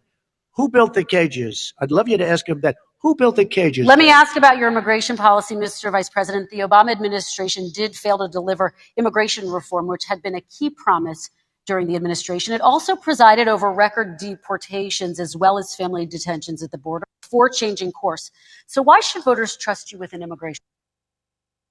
We made a mistake. It took too long to get it right. It took too long to get it right. I'll be president of the United States, not vice president of the United States. The fact is, I've made it very clear. Within 100 days, I'm going to send to the United States Congress a pathway to citizenship for over 11 million undocumented people. And all of those so-called dreamers, those DACA kids, they're going to be immediately certified again to be able to stay in this country and put on a path to citizenship. The idea that they are being sent home by this guy and they want to do that is they're going to a country they've never seen before. I can imagine you're 5 years old, your parents are taking you across the Rio Grande River and it's illegal. And you say, oh no, Mom, leave me here. I'm not going to go with you. They've been here. Many of them are model citizens. Over 20,000 of them are first responders out there taking care of people during this crisis. We owe them. We owe them. President Kristen, Trump, he your had reaction. 8 years to do what he said he was going to do. And I've We changed did. without having a specific. We got rid of catch and release. We got rid of a lot of horrible things that they put in and that they lived with. But he had 8 years he was vice president. He did nothing except build cages to keep children in. Vice President Wrong. Biden, your response. The catch and release, you know what he's talking about there? If in fact you had a family came across and they were arrested, they in fact were given a date to show up for their hearing. They were released. And guess what? They showed up for a hearing. This is the first president in the history of the United States of America that anybody seeking asylum has to do it in another country. That's never happened before in America. That's never happened before in America. You come to the United States and you make your case that I seek asylum based on the following premise, why I deserve it under American law. They're sitting in squalor on the other side of the river. Trump, your response. So 30 important. seconds, and then we'll move It on. just shows that he has no understanding of immigration or the laws. Catch and release is a disaster. A murderer would come in, A rapist would come in, a very bad person would come in. We would take their name. We have to release them into our country. And then you say they come back. Less than 1% of the people come back. We have to send ICE out and Border Patrol out to find them. We would say, come back in 2 years, 3 years. We're going to give you a court case. You need Perry Mason. We're going to give you a court case. When you say they come back, they don't come back, Joe. They never come back. Only the really, I hate to say this, but those with the lowest IQ, they might come back. Okay, President Trump, let's give Vice President Biden a chance to respond, and then we're going to move on to the next section. You don't know the law, Joe. Vice President Biden, your response. Know the law. Tell me. But they don't come back. All right, let's move But on we don't have to to the worry next about it because they section. terminated it, so we don't have to worry about it Let's anymore. move on to the next And you have section. 525 kids not knowing where in God's name. All right, let's talk about our next section, which is race in America. And I want to talk about the way Black and Brown Americans experience race in this. Part of that experience is something called the talk. It happens regardless of class and income. Parents who feel they have no choice but to prepare their children for the chance that they could be targeted, including by the police, for no reason other than the color of their skin. Mr. Vice President, in the next 2 minutes, I want you to speak directly to these families. Do you understand why these parents fear for their children? I do. You know, my daughter is a social worker. She's written a lot about this. She has a graduate degree from the University of Pennsylvania in social work.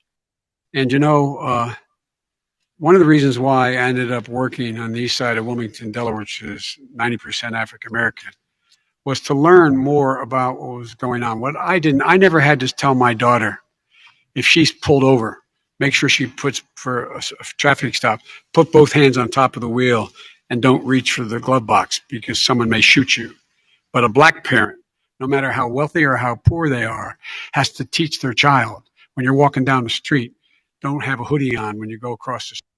Making sure that you, in fact, if you get yes, sir, no, sir, hands on top of the wheel, because you are, in fact, the victim, whether you're a person making child of a $300,000 a year person or someone who's on food stamps. The fact of the matter is there is institutional racism. And we have always said, we've never lived up to it, that we hold these truths to be self-evident. All men and women are created equal. Well, guess what? We have never, ever lived up to it, but we've always constantly been moving the needle further and further to inclusion, not exclusion. This is the first president to come along and says, that's the end of that. We're not going to do that anymore. We have to provide for economic opportunity, better education, better health care, better access to schooling, better access to opportunity to borrow money to start businesses. All the things we can do, and I've laid out a clear plan as to how to do those things, just to give people a shot. It's about accumulating the ability to have wealth as well as it is to be free from violence. President Trump, same question to you, and let me remind you of the question. I would like you to speak directly to these families. Do you understand why these parents fear for their children? Yes, I do.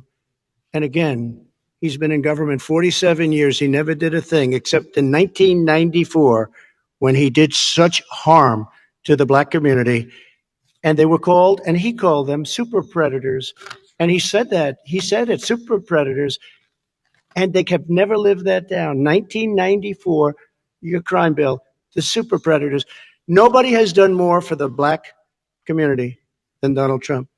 And if you look, with the exception of Abraham Lincoln, possible exception, but the exception of Abraham Lincoln, nobody has done what I've done.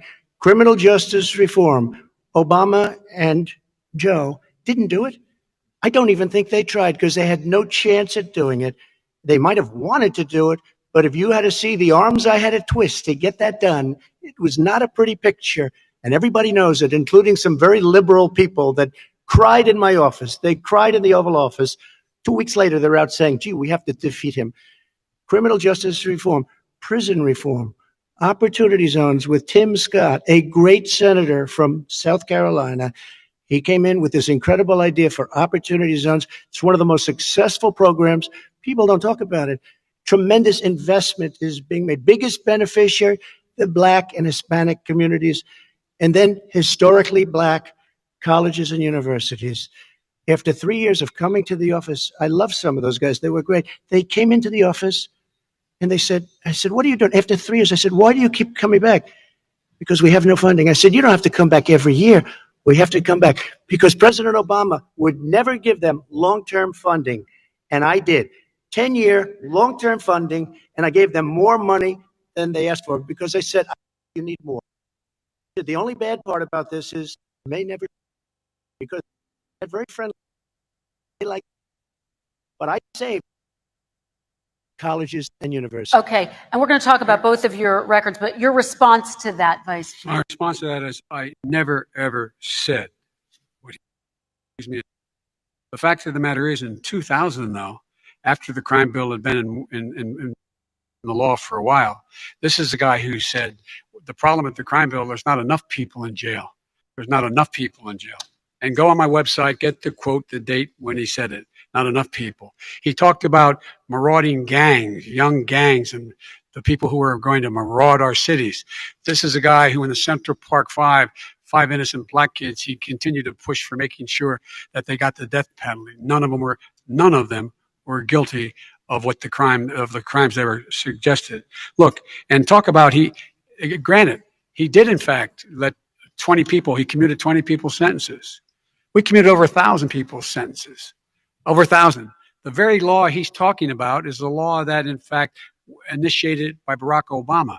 And secondly, we're in a situation here where the federal prison system was reduced by 38,000 people under our administration. And one of these things we should be doing, there should be no minimum mandatories in the law. That's why I'm offering $20 billion to states to change their state laws to eliminate minimum mandatories and set up drug courts. No one should be going to jail because they have a drug problem. They should be going to rehabilitation, not to jail.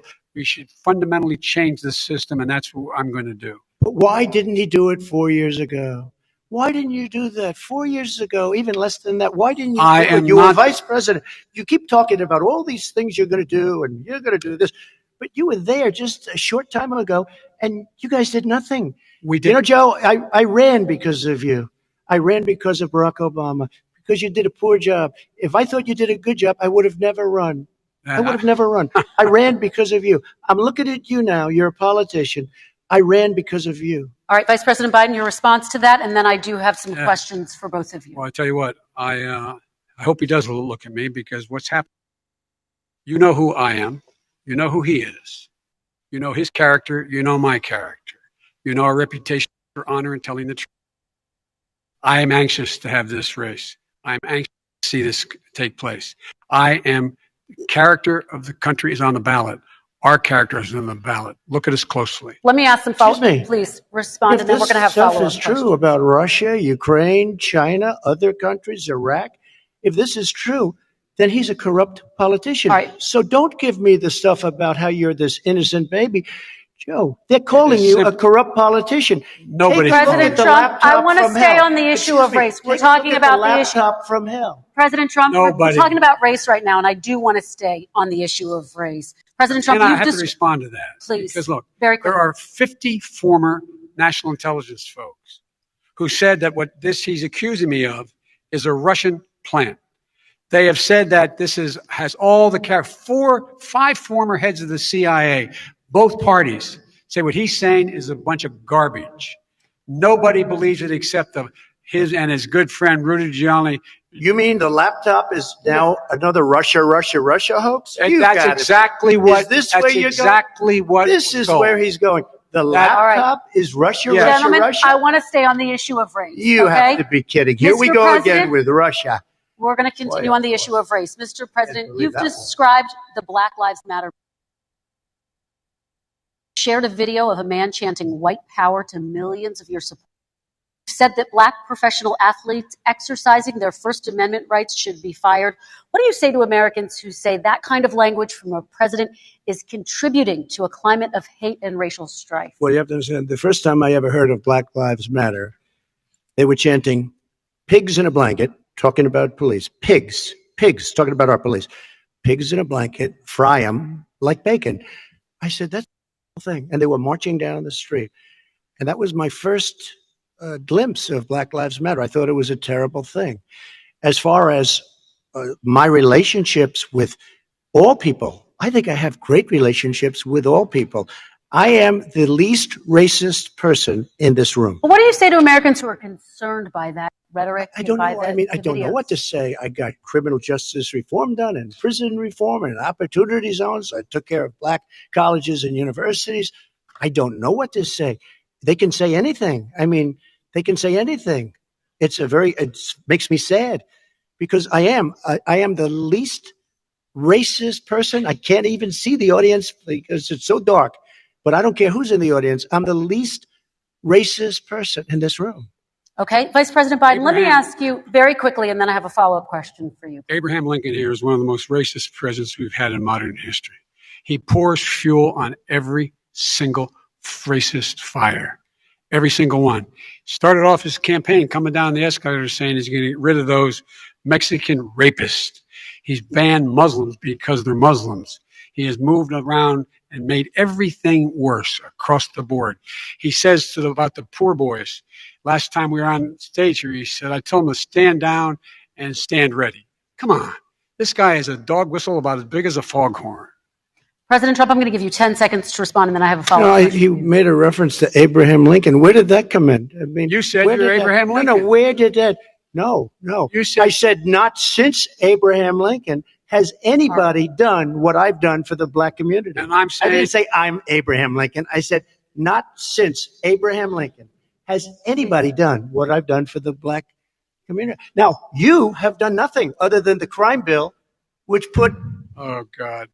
tens of thousands of black men mostly in jail. All right, let me, And you know what? let me They ask remember Vice it President because if you Biden look a at what's question. happening with the voting right now, Let me ask they Vice remember President that you Biden treated them about very, very badly. The- Just the- take a look at what's happening out there. Vice President Biden, let me give you a chance to respond within this context. Crime Okay. bills contributed to the incarceration of tens of thousands of young black men who had small amounts of drugs in their possession. They are sons, they are brothers, they're fathers, they're uncles, whose families are still to this day, some of them suffering the consequences. So speak to those families. Why should they vote for you? One of the things is that in the 80s, we passed 100%, all 100 senators voted for a bill on drugs and how to deal with drugs. It was a mistake. I've been trying to change the sense, and particularly the portion on cocaine. That's why I've been arguing that, in fact, we should not send anyone to jail for a pure drug offense. They should be going into treatment across the board. That's what we should be spending money. That's why I set up drug courts, which were never funded by Republican friends. They should not be going to jail for a drug or an alcohol problem. They should be going into treatment. That's what we've been trying to do. That's what I'm going to get done because I think maybe the American people have now seen that, in fact, it was a mistake to pass those laws relating to the drug, but they were not in the crime bill. But Okay, why so- didn't he get it done? See, it's all talk, no action with these politicians. Why didn't he get it done? That's what I'm going to do when I become president. You were vice president along with Obama as your president, your leader, for 8 years. Why didn't you get it done? You had 8 years to get it done. Now you're saying you're going to get it done because you're all talking, no action. Jim. We got a Your lot of it response. done. We released didn't get 38,000. anything We got done. 38,000 prisoners left from You got out- nothing done. 38,000 prisoners were released from federal prison. There were over 1,000 people who were given clemency. In fact, we're the ones that put in the legislation saying we could look at pattern and practice of police departments and what they were doing, how they were conducting themselves. I could go on, but we began the process. We lost an election. That's why I'm running to win back that election and change his terrible policy. I Quick just response, asked, and then we're I going to just move asked on one to climate question. change. Why didn't you do it in the 8 years, a short time ago? Why didn't you do it? You just said, I'm going to do that. I'm going to do this. You put tens Because- of thousands of mostly black young men in prison. Now you're saying you're going to undo that. Why didn't you get it done? You had 8 years with Obama. You know why, Because- Joe? Because you're all talk and no action. All right, Vice President Because Biden, and then we're going to move on to the next section. We had a Republican Congress. Let's answer. Well, Okay. You got to talk them into it, Joe. Sometimes All right. you got to talk them into it. We're going to move on to our next section. Like I which did is with criminal climate justice change. reform. I had Okay. to talk Democrats into it. Gentlemen, we're running out of time, so we got to get on to climate change, please. You both have very different visions on climate change. President Trump, you say that environmental regulations have hurt jobs in the energy sector. Vice President Biden, you have said you see addressing climate change as an opportunity to create new jobs. For each of you, how would you both combat climate change and support job growth at the same time? Starting with you, President Trump, you have 2 minutes uninterrupted. So we have the Trillion Trees program. We have so many different programs. I do love the environment, but what I want is the cleanest, crystal clear water, the cleanest air. We have the best, lowest number in carbon emissions, which is a big standard that I notice Obama goes with all the time. Not Joe. I haven't heard Joe use the term because I'm not sure he knows what it represents or means, but I have heard Obama use it. And we have the best carbon emission numbers that we've had in 35 years under this administration. We are working so well with industry, but here's what we can look at China, how filthy it is. Look at Russia. Look at India. It's filthy. The air is filthy. The Paris Accord, I took us out because we were going to have to spend trillions of dollars and we were treated very unfairly. When they put us in there, they did us a great disservice. They were going to take away our business.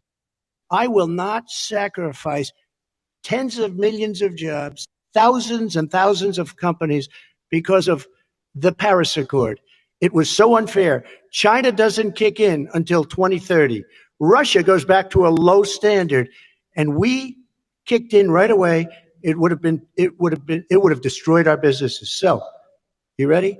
We have done an incredible job environmentally. We have the cleanest air, the cleanest water, and the best carbon emission standards that we've seen in many, many years. Vice President And we Biden. haven't destroyed our industries. Vice President Biden, 2 minutes to you, uninterrupted. Climate change and climate warming, the global warming, is an existential threat to humanity. We have a moral obligation to deal with it. And we're told by all the leading scientists in the world, we don't have much time. We're going to pass the point of no return within the next 8 to 10 years. 4 more years of this man eliminating all the regulations that were put in by clean up the climate, to limit the limit of emissions will put us in a position where we're going to be in real trouble. Here's where we have a great opportunity. I was able to get both all the environmental organizations as well as labor, the people worried about support climate, because what it does, it will create millions of new good-paying jobs. We're going to invest in, for example, 50,000 charging stations on our highways so that we can own the electric car market of the future. In the meantime, China is doing that. We're going to be in a position where we're going to see to it that we're going to take 4 million existing buildings and 2 million existing homes and retrofit them so they don't leak as much energy, saving hundreds of millions of barrels of oil in the process and creating significant number of jobs. And by the way, the whole idea of what this is all going to do, it's going to create millions of jobs, and it's going to clean the environment. Our health and our jobs are at stake. That's what's happening. And what right now, by the way, Wall Street firms indicated that my plan will in fact create 18.6 million jobs, 7 million more than his. This is from Wall Street. And I'll create $1 trillion more in economic growth than his proposal does. Not on climate, just on the economy. President Trump, you're They came out and said very strongly, $6,500 will be taken away from families under his plan, that his plan is an economic disaster. If you look at what he wants to do, if you look at his plan, his environmental plan, you know who developed it? AOC plus 3. They know nothing about the climate. I mean, she's got a good line of stuff, but she knows nothing about the climate. And they're all hopping through hoops. AOC plus 3. Look, their real plan cost $100 trillion. If we had the best year in the history of our country for 100 years, we would not even come close to a number like that. When he says buildings, they want to take buildings down because I want to make bigger windows into smaller windows. as far as they're concerned, if you had no window, it would be a lovely thing. This is the craziest plan that anybody has ever seen. And this wasn't done by smart people. This wasn't done by anybody. Frankly, I don't even know how it could be good All right. politically. They want to spend $100 trillion. That's their real number. He's trying to say it was $6 trillion. They want to knock down buildings and build new buildings with little tiny small windows. And many other things. Okay. And many other things. Let me have the Vice President It respond, is and we're running out of crazy. time, and we have a lot And more you'll questions to destroy get our to. country. So let's hear from the Vice President. I have a number. I don't know where Wait. $100 trillion. Give me this plan. Plans endorsed by every major environmental group and every labor group. Labor, because they know the future lies. The future lies being able to breathe. And they know they're good jobs in getting us there. And by the way, the fastest growing industry in America is solar energy and wind. He thinks wind causes cancer, windmills. It's the fastest growing jobs, and they pay good prevailing wages, $45, $50 an hour. We can grow and we can be cleaner if we go the route I'm proposing. President Trump, Excuse me. please We are respond, and then I have some We are follow-ups. energy independent for the first time. We don't need all of these countries that we had to fight war over because we needed their energy. We are energy independent. I know more about wind than you do. It's extremely expensive, kills all the birds. It's very intermittent. It's got a lot of problems. And they happen to make the windmills in both Germany and China. And the fumes coming up, if you're a believer in carbon emission, the fumes coming up to make these massive windmills is more than anything that we're talking about with natural gas, which is very clean. One other thing. Find me a Solar. scientist that said that. I love solar, but solar doesn't quite have it yet. It's not powerful yet to really run our big, beautiful factories that we need to compete with the world. So False. It's all a pipe dream. But you know what we'll do? We're going to have the greatest economy in the world. But if you want to kill the economy, get rid of your oil industry. You want, and what about fracking? All right, Now- let me now we let have me to have ask let him me about allow fracking. Vice President Biden to I respond. never said I oppose fracking. You said it on tape. I did show the tape. Put it on your website. I'll put it on. Put it on the website. The fact of the matter is Sure it he's is, Les. flat lying. Would you rule out banning fracking? I do rule out banning fracking because the answer we need other industries to transition to get to ultimately a complete zero emissions by 2025. What I will do with fracking over time is make sure that we can capture the emissions from the fracking, capture the emissions from gas. We can do that, and we can do that by investing money in doing it. But it's a transition to that. I have one more question in this pod, and then Excuse we me. have. He was against fracking. He said it. I will show that to you tomorrow. I Good. am against fracking. Until he got the nomination, went to Pennsylvania, then he said, but you know what, Pennsylvania? He'll be against it very soon because his party is totally against it. Fracking on federal land, I said. No fracking You said and or oil I on didn't say federal Let land. me ask this I final did. question in this section, and then I want to move on to our final section. President Trump, people of color are much more likely to live near oil refineries and chemical plants. In Texas, there are families who worry the plants near them are making them sick. Your administration has rolled back regulations on these kinds of facilities. Why should these families give you another 4 years in office? The families that we're talking about are employed heavily, and they're making a lot of money, more money than they've ever made. If you look at the kind of numbers that we produce for Hispanic, for Black, for Asian, it's 9 times greater, the percentage gain, than it was under, in 3 years, than it was under 8 years of the two of them, to put it nicely. 9 times more.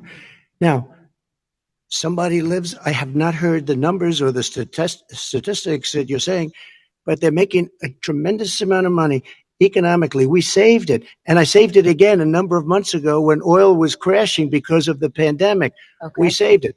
We got, say what you want about relationship, we got Saudi Arabia, Mexico, and Russia to cut back way back. We saved our oil industry, and now it's very vibrant again. All right. And everybody has very inexpensive gasoline. Remember Vice that. President Biden, your response, and then we're going to have a final question for both of you. My response is that those people live on what they call fence lines. He doesn't understand this. They live near chemical plants that in fact pollute, chemical plants and oil plants, refineries pollute. I used to live near that when I was growing up in Claymont, Delaware. And all the more oil refineries in Marcus Hook and the Delaware River than there is any place, including in Houston at the time. When my mom get in the car and when there was first frost to drive me to school, turn in the windshield wiper, there'd be oil slick in the window. That's why so many people in my state were dying and getting cancer. The fact is, those frontline communities, it doesn't matter what you're paying them. It matters how you keep them safe. What do? And you impose restrictions on the pollutants coming out of those fence line communities. Okay, I have one final Would he question. close down the oil industry? It falls. Would you close down the falls- oil By the way, I industry? would transition from the oil industry, yes. Oh, I will that's a big transition. statement. It is a big statement That's a big because statement. I would stop Why would you do that? because the oil industry pollutes significantly. I see. Here's the deal. But you That's a can't big do that. statement. Well, if you let me finish the statement, because it has to be replaced by renewable energy over time. And I'd stop giving to the oil industry, I'd stop giving them federal subsidies. You won't give federal subsidies to the gas, to solar and wind. Yeah. Why are we giving it to the oil industry? We actually do All give right. it to solar and wind. We And have that's one maybe the final biggest question. statement in terms of business. That's the biggest statement. Okay. Because We have basically one what he's final saying question, is he is Mr. going to President. destroy the oil industry. Will you remember that text? Will you Okay. remember that Pennsylvania? Vice President Biden, let me give you 10 seconds to respond, and then Ohio. I have to get to the final question. It takes everything out. The point is, look, we have to move toward net zero emissions. The first place to do that by the year 2035 is in energy Okay. production. By 2050, totally. All right. One Is he final gonna get question China to to both do of it? you. No, we're finished with Is this. he We have going to to get move on China to to our do it? final question. We No, have to I'm move going on to to our rejoin final Paris question. Accord and make China abide by what they agreed to. All right. That'll This cost you is $1 about trillion. leadership, gentlemen. And this first question does go to you, President Trump. Imagine this is your inauguration day. What will you say in your address to Americans who did not vote for you? You'll each have 1 minute, starting with you, Mr. We have to make our country totally successful as it was prior to the plague coming in from China. Now we're rebuilding it and we're doing record numbers, 11.4 million jobs in a short period of time. I will tell you, go back. Before the plague came in, just before, I was getting calls from people that were not normally people that would call me. They wanted to get together. We had the best black unemployment numbers in the history of our country. Hispanic, women, Asian, people with diplomas, with no diplomas, MIT graduates, number one in the class. Everybody had the best numbers. And you know what? The other side wanted to get together. They wanted to unify. Success is going to bring us together. We are on the road to success. But I'm cutting taxes, and he wants to raise everybody's taxes, and he wants to put new regulations on everything. He will kill it. If he gets in, you will have a depression, the likes of which you've never seen. Your 401ks will go to hell, and it'll be a very, very sad day for this country. All right. Vice President Biden, same question to you. What will you say during your inaugural address to Americans who did not vote for you? I will say, I'm an American president. I represent all of you, whether you voted for me or against me. And I'm going to make sure that you're represented. I'm going to give you hope. We're going to move. We're going to choose science over fiction. We're going to choose hope over fear. We're going to choose to move forward because we have enormous opportunities to make things better. We can grow this economy. We can deal with the systemic racism. And at the same time, we can make sure that our economy is being run and moved and motivated by clean energy, creating millions of new jobs. And that's the fact. That's what we're going to do. And I'm going to say, as I said at the beginning, what is on the ballot here is the character of this country: decency, honor, respect, treating people with dignity, making sure that everyone has an even chance. And I'm going to make sure you get that.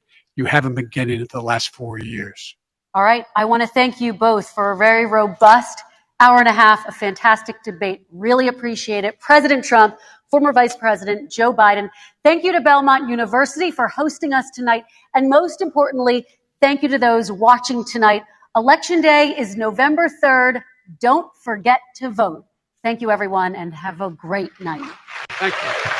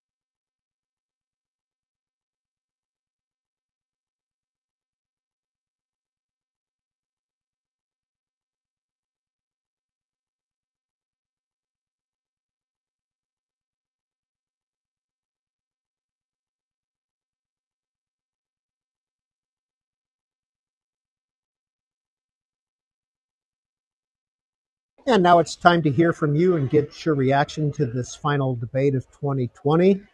We're going to put the numbers up on the screen if you want to dial in. 202 is the area code for all of our numbers. 748-8920.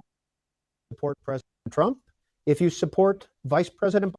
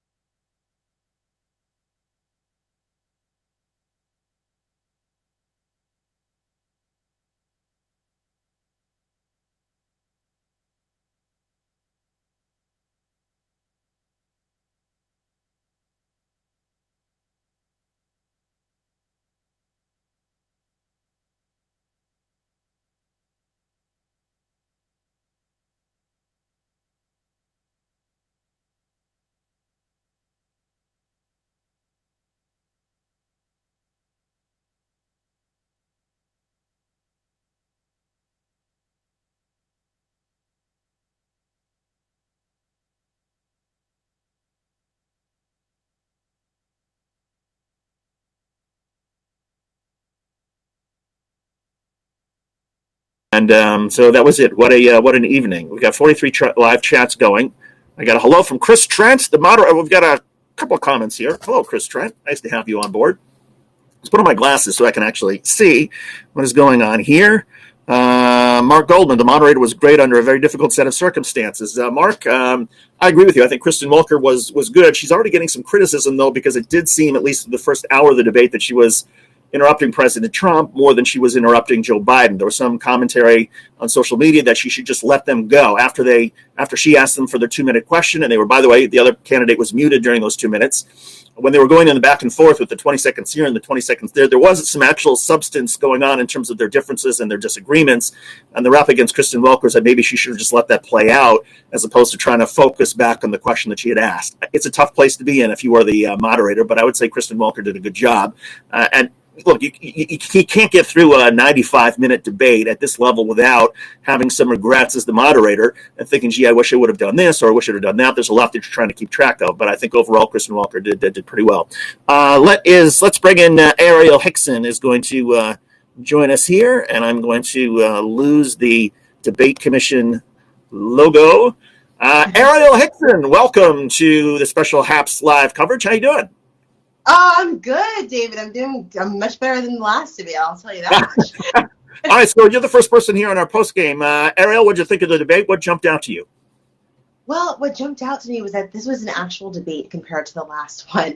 I could actually hear each candidate speak. It was refreshing to hear both perspectives, and I think that in terms of context, they were pretty much delivering the same thing, but it seemed like most of them or both of them were a lot less combative. So we were able to actually hear exactly what they were trying to get across, especially as we're getting closer and closer to the debate, or actually the election. Well, I got to ask you, Ariel, because there was, Donald Trump clearly had a strategy to try to humanize himself. He talked about his own son and his son getting sick. He, at one point, and I was saying this a little bit earlier, where there he was talking about, look, it's China's fault that we have this virus. It's not my fault. It's not Joe's fault. He even had this sort of the comment where he was nice about, Kristen Welker, you're doing a great job. Is it possible, in your estimation, for people to sort of suddenly have a different opinion of Donald Trump and say, okay, maybe he's not the bull in the China shop. Maybe he is a likable guy, based on how he did tonight?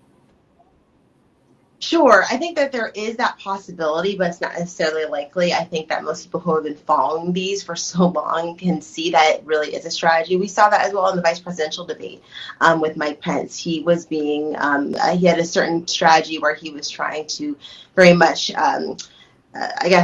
be very nice towards Kamala Harris and kind of overly be very friendly, like, oh, well, thank you so much for coming on today. With respect, hello. Like, he was doing that, and I think that people could definitely see right through that. So I think for people who are aware of political strategy, there's not much of a difference. I think people who might be on the fence, it might be kind of a question of, oh, okay, maybe he's changing up his perspective so that he could appear nicer. But I think at the end of the day, because the last debate was so jarring, it's pretty obvious that he's switching up his delivery just to appeal to a different type of audience.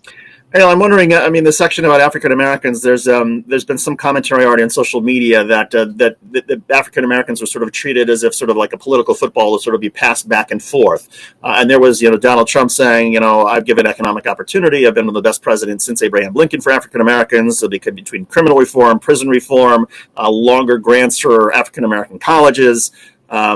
Joe Biden said the crime bill was a mistake. How do you think that section went? And the reason I bring it up is there does seem to be a little bit of polling which suggests that even though the Joe Biden is winning African American votes something like 85-15 or 86-14, that is actually a little bit better for Donald Trump than Hillary Clinton, who took it something like 92-8. So clearly there's an effort by Donald Trump to try to the extent that he can, try to convince more African Americans to support him. But how do you think that section went? Well, I think you definitely have a point there where they are using, or at least President Trump in this certain stance is using African Americans as kind of like just a, like you said, kind of a football, an idea of, okay, this is the section that I really need to try to get on my side, and as much as I can play towards them, the better that it might help me in the future. But I think at the end of the day, not being sincere is going to be read very, very well by every group, especially by people of color and the African American individuals. Interesting.